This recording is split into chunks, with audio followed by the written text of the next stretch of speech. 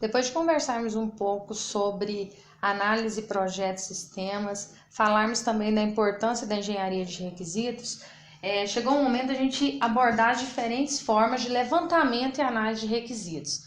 Então, nesse vídeo, nós vamos falar sobre o processo de engenharia de requisitos, vamos falar qual é a utilidade da engenharia de requisitos, os diferentes tipos de requisitos e quais são as principais técnicas que são utilizadas para realizar o levantamento ou a elicitação de requisitos. Quando eu falo de técnicas, no momento que eu estou conversando com o meu cliente para levantar os requisitos e entender qual é a necessidade dele, seja implícita ou explícita, que técnicas eu posso utilizar para facilitar esse processo de levantamento de requisitos. E isso para evitar aqueles problemas que eu mencionei no vídeo passado, a falta de comunicação, a questão dos requisitos omissos, a ambiguidade. Então, para evitar essas características, a gente tem uma visão sistemática, é um projeto sistemático que existem algumas características comuns, a gente vai conversar a respeito dessas principais técnicas que a gente pode utilizar para facilitar e aumentar a qualidade no processo de desenvolvimento. Então, só relembrando, o processo de engenharia de requisitos ele é composto pela elicitação e análise de requisitos, depois a especificação dos requisitos, ou seja, eu vou especificar esses requisitos a partir do que foi levantado, a validação dos requisitos e eu vou tentar gerenciar com o meu cliente esses requisitos. Essas técnicas que nós vamos ver, elas estão englobadas nessa primeira fase da engenharia de requisitos, que é a parte de elicitação e análise dos requisitos, ou das informações que são necessárias para o desenvolvimento do meu software. A engenharia de requisitos ela é útil para identificar as necessidades do usuário, a gente conversou muito sobre isso no vídeo passado, para verificar a viabilidade de implementar essas necessidades, para distribuir as funções do sistema entre as pessoas, o hardware, o software e os outros elementos do sistema, e para criar um modelo do sistema que será utilizado nas fases de desenvolvimento seguinte. Então, a engenharia de requisitos ela é importante, se a gente for falar de forma bem resumida, para que o desenvolvedor ou a equipe de desenvolvimento possa compreender qual é a necessidade do cliente e que ela possa planejar essa etapa e as outras etapas do processo de desenvolvimento, considerando as informações e as necessidades que foram levantadas. Existem diferentes tipos de requisitos. Existem os requisitos funcionais, que estão associados aos serviços do sistema. Existem os requisitos não funcionais, que estão associados à qualidade, mais diretamente à qualidade. É fácil de usar, é fácil de manter. Esses requisitos eles podem ser documentados a nível de usuário, de forma que o usuário consiga entender, e podem ser documentados a nível de sistema, utilizando jargões mais técnicos, padrões, templates ou modelos. As principais técnicas de elicitação de requisitos são entrevista, questionário, análise de observação, que também é chamada de etnografia, o brainstorm, a criação de cenários que eu mencionei no vídeo anterior, mas aqui eu vou estar definindo de forma mais pontuada, o JAD, que é uma variação do brainstorm, a revisão de documentação e a prototipação. Existem outras técnicas de levantamento ou de elicitação de requisitos. Aqui a gente vai abordar as principais e as mais utilizadas, mas cada empresa, de acordo com a sua necessidade, o perfil do sistema e dos clientes, ela pode utilizar técnicas de levantamento de requisitos diferenciadas. A primeira técnica que a gente vai conversar é a entrevista. Então, vamos imaginar que eu tenho um sistema e, ao ser contratado para desenvolver esse sistema, eu preciso compreender quais são as reais necessidades do meu cliente. Quando eu encontro com o meu cliente, começo a realizar alguns questionamentos, onde esses questionamentos visam a compreensão do problema, essa técnica de elicitação de requisitos a gente chama de entrevista. Lembrando que essas técnicas que vão facilitar a documentação posterior desses requisitos. Então, na verdade, eu converso com o cliente e depois, de alguma forma, eu preciso documentar esses requisitos. Então, por exemplo, na O02, a gente vai trabalhar uma atividade onde existe a documentação desses requisitos. Então, por exemplo, vai se elicitar as informações a partir de uma descrição prévia, que vai simular esse processo de elicitação, e a partir daí a gente vai realizar a documentação do sistema. Uma segunda técnica que a gente tem é o questionário. Esse questionário é como se fosse uma variação da entrevista. Então, vamos imaginar a seguinte situação. Eu conversei com o cliente, a partir do momento que eu conversei com ele, houve a intervenção, a participação direta desse cliente. Se eu estou conversando com ele e houve a intervenção dele nesse processo, na verdade houve a sua intervenção no processo. Por que eu falo sua intervenção? Se eu converso com o cliente e ele me diz algo e a partir dali eu digo, olha, isso também quer dizer isso? Você está querendo dizer isso? Não seria melhor fazer assim? Nesse contexto, quando há intervenção na conversa com o cliente, a minha intervenção enquanto desenvolvedora, a gente chama isso de entrevista. Quando não existe a minha intervenção, a gente chama isso de questionário. Um exemplo, eu desenvolvo um questionário, vou desenvolver um aplicativo mobile, um software educacional e quero verificar quais são as necessidades dos alunos da minha escola para entender a necessidade dele para desenvolver o aplicativo a partir daí. Se eu chego em sala de aula, explico o sistema que eu estou pensando em desenvolver, tiro dúvida, entrego os questionários, tiro dúvida dos alunos, mesmo que tenha questões objetivas e subjetivas nesse questionário, se houve a minha intervenção, seja explicando alguma coisa ou tirando dúvida, isso é uma entrevista. Se eu chego em sala de aula, entrego o questionário, mas não me disponho a esclarecer dúvida e peço para que eles respondam de acordo com a percepção e o conhecimento deles, isso, claro, tendo questões também objetivas e subjetivas, e se não existe a minha intervenção nesse processo, a gente chama isso de questionário. A mesma coisa se eu for aplicar algo online, através, por exemplo, do Google Forms. Se há a minha intervenção de alguma forma, esclarecendo alguma dúvida de qualquer que seja, é uma entrevista. Mas simplesmente se eu envio o link para ele e ele me responde aquele questionário sem que haja a minha intervenção, eu posso encaminhar um convite, isso não tem problema. Mas no momento da resolução não houve a minha intervenção, isso é considerado um questionário. Outra técnica bastante utilizada é o que a gente chama de etnografia, que é a observação. Vamos imaginar que eu tenho um posto de combustível e já existe um sistema implantado lá e o cliente me contratou para que possa fazer uma adaptação desse sistema. Eu quero melhorar esse sistema. E quando você vai até a empresa, você percebe que é mais fácil desenvolver um novo sistema do que propriamente atualizar aquele sistema. Aí você negocia com o cliente, resolve e fica definido que vai haver o desenvolvimento. Você conversa com o cliente, sugere a ele o que é melhor, então você aplicou uma entrevista, ou então você conversa, não tem como você ir conversar com todos os gerentes e frentistas, você encaminha um questionário para eles, impresso ou online, eles respondem, te devolvem sem a sua participação, isso é um questionário, e ainda assim você não conseguiu obter as informações necessárias. Então você resolve se deslocar até a empresa e começa a observar como os funcionários executam alguma ação. Lembrando que uma técnica de licitação, o ideal é que ela se junte a outra, que elas se integrem para que elas sejam eficientes. Então vamos supor, no momento que você vai até a empresa e começa a observar como as ações são realizadas, você está realizando uma etnografia. Mas de repente você observa o frentista realizando determinada ação e você tinha entendido através do questionário dele que era diferente. Então no momento que você chega e pergunta para ele dizendo, olha, mas isso não seria feito assim? Ou então qual que é melhor ser feito? Então, além de você realizar a observação ou etnografia, você também está realizando naquele momento a entrevista, tá? Então, uma técnica ela pode se integrar à outra ou elas podem ser realizadas, aplicadas separadamente uma da outra.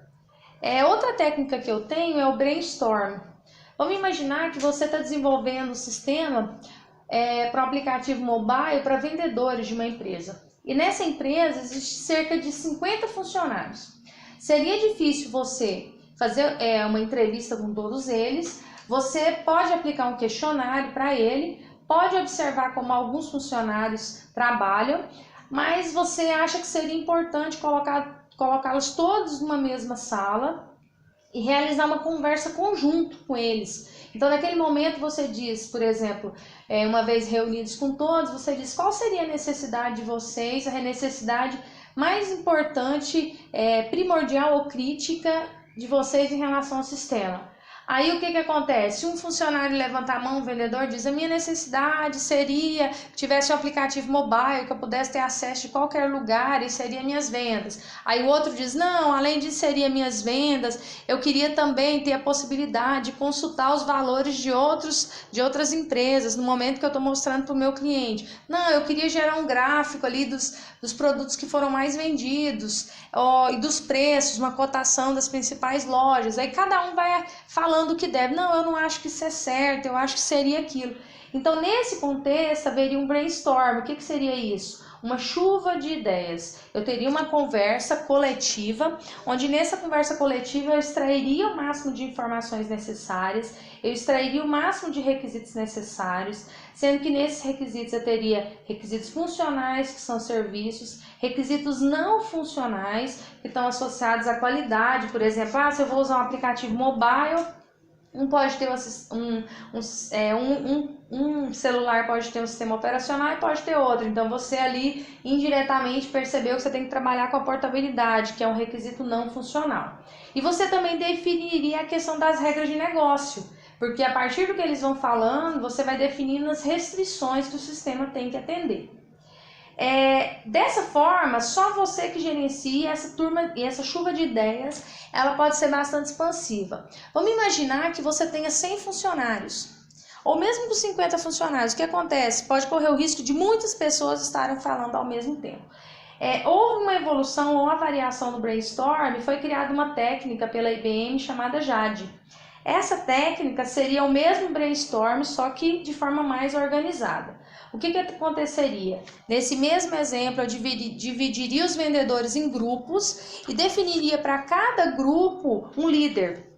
E apenas esse líder do grupo é que iria falar. Então, por exemplo, se eu tinha 50 funcionários e divido em grupos, eu vou ter uma quantidade menor de pessoas se manifestando e isso vai facilitar a comunicação. Então, o ideal nesse caso é que o líder converse com os integrantes da sua equipe, colete as informações que são necessárias, mas só aquele líder fale.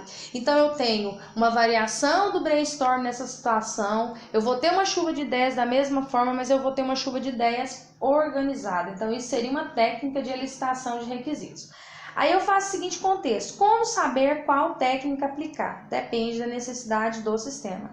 Eu tenho um sistema onde tem muitos clientes, muitos vendedores, muitos fornecedores. Ou eu vou aplicar o questionário, ou eu vou realizar uma JAD, ou vou realizar um brainstorm. Não, eu tenho um sistema onde eu tenho diferentes gerentes, mas são 4 níveis de gerentes lá dentro. O melhor seria que eu fizesse uma entrevista com cada um deles. Então, a escolha das técnicas de elicitação de requisitos, ela depende das características do sistema. Eu tenho outra técnica que é a criação de cenários. Vamos imaginar que eu vou desenvolver um aplicativo mobile para venda e entrega de bebidas e comidas. Quando você conversa com o cliente pode não entender as reais necessidades dele, ou pode não ter a noção, eu queria que o meu sistema tivesse isso. Então, assim, ele conversa para você e diz: olha, eu queria um software para a pessoa usar no celular, onde ele fizesse pedidos. Eu já tenho a empresa física e a partir daí ele ia fazer pedido online de comidas e bebidas e eu ia entregar para ele. E o meu diferencial seria a agilidade. Eu queria gerar um diferencial em relação às outras empresas, que seria agilidade no pedido e na entrega. Ele podia pedir de qualquer lugar que fosse entregar, que seria entregue no endereço também que ele informasse. E aí ele começa a não entender como é que poderia ser isso, como que esse sistema poderia ser desenvolvido, ou ele não consegue dizer quais são as reais necessidades dele.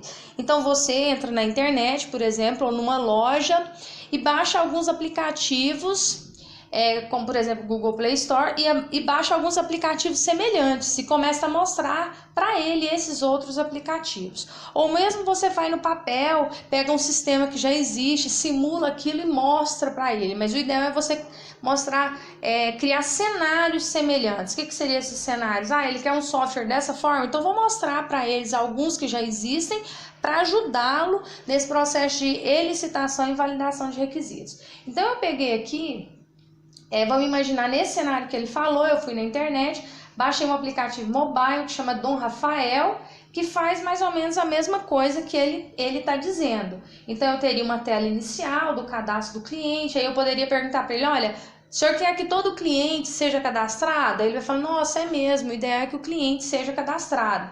Aí vai ter os diversos, né? Seria uma tela. Vai ter mais algum produto que o senhor vai vender além disso? Como que o senhor queria gerenciar? Então, quando ele tem um cenário real que ele pode ver, dizer, olha, não, eu não quero dessa forma, eu quero que tenha mais produtos, que eles estejam separados por categoria de forma diferenciada. Então, fica mais fácil dele compreender. E aqui eu tenho dentro de cerveja, por exemplo, eu tenho a sequência de cervejas. Nossa, achei interessante a forma que é disposta, mas eu queria sugerir essas adequações.